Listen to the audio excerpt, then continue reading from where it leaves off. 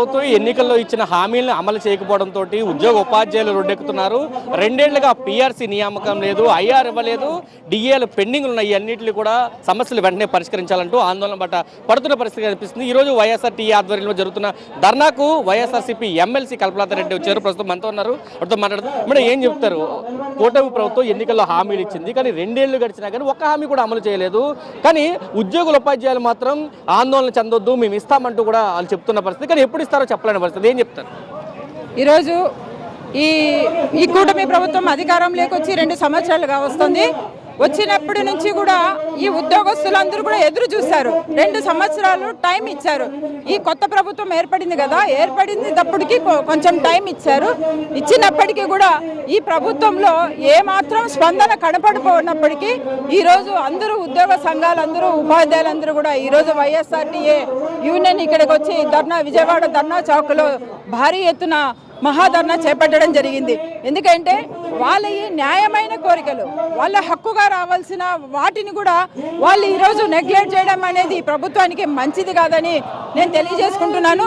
ఎందుకంటే అధికారంలోకి రావడానికి వాళ్ళు అనేకమైన హామీలు ఇవ్వడం జరిగింది. హామీలు నెరవేర్చాలని వాళ్ళు అడుగుతున్నారు. అంటే ఆ రోజు మీరు అధికారంలోకి రావడానికి ఆ రోజు అనేక సభలలో కూడా చెప్పారు, మంచి ఐఆర్ ఇస్తాం, పిఆర్సీ ఇస్తాం, బకాయిలు చెల్లిస్తామని ఉద్యోగస్తులందరికీ కూడా ఈరోజు మోసం చేసే పరిస్థితి ఏర్పడింది. కాబట్టి ఈ ప్రభుత్వం మీద ఎంతో నమ్మకం పెట్టుకొని ఉద్యోగస్తులందరూ కూడా ఓట్లన్నీ కూడా వన్ సైడ్ వేసిన పరిస్థితి. ఈరోజు వాళ్ళు ఈ ఓట్లన్నీ వన్ సైడ్ వేసిన పరిస్థితి ఉన్నా కూడా ఈరోజు ప్రభుత్వం అధికారంలోకి వచ్చింది.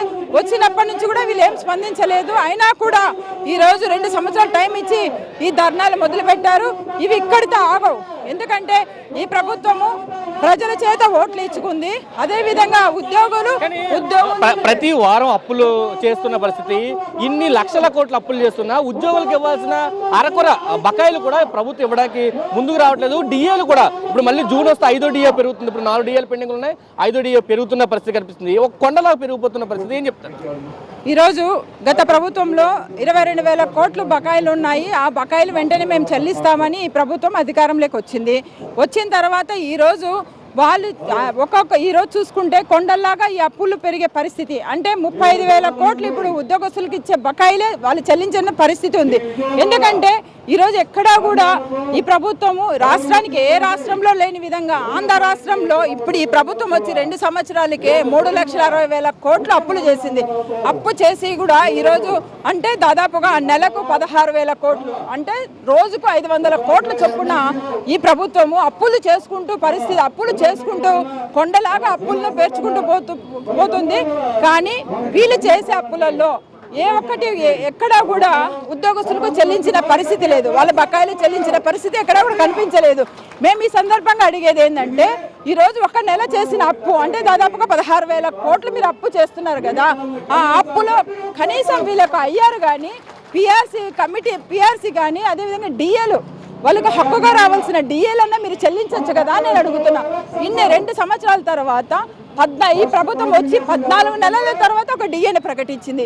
ఇది నిజంగా ఏ దేశంలో లేదు, ఏ రాష్ట్రంలో లేదు. 14 అధికారం వచ్చి 14 నెలల తర్వాత డిఏని ఇవ్వడం జరిగింది.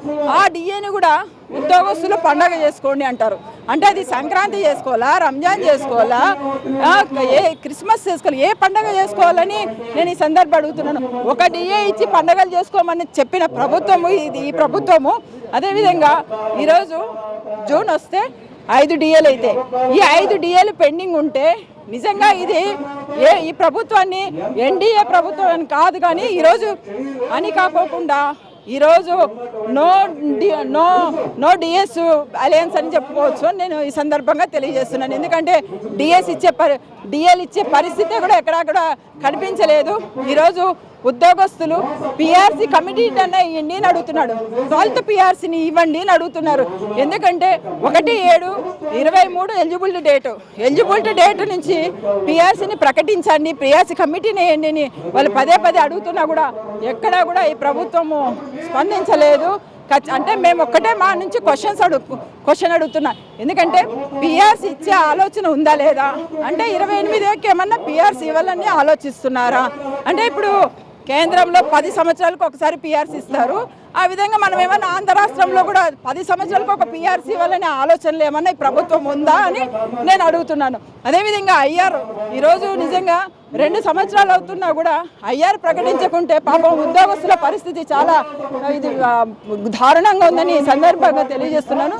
మరీ ముఖ్యంగా ఉద్యోగస్తులు ఎవరైతే మరణిస్తారో వాళ్ళకు 20,000 ఇచ్చే సాంప్రదాయం ఉంది. ఇప్పటికీ 8,000 కోట్లు పెండింగ్ పెట్టింది, కానీ 20,000 వాళ్ళ దాన సంస్కరణలకు ఇస్తారు. కానీ ఈ ప్రభుత్వం అది కూడా ఇవన్నీ పరిస్థితి అండి. ఎంత దారుణం అంటే ఈరోజు అంత దారుణంగా ఈ పరిస్థితి ఉంది. ఎక్కడ కూడా ఏ హాస్పిటల్స్కి వెళ్ళినా కూడా ఈహెచ్ఎస్ అయితే పని చేయట్లేదు. సో ఈ రకంగా ఉద్యోగులను చాలా ఇబ్బందులు గురవుతున్నారు.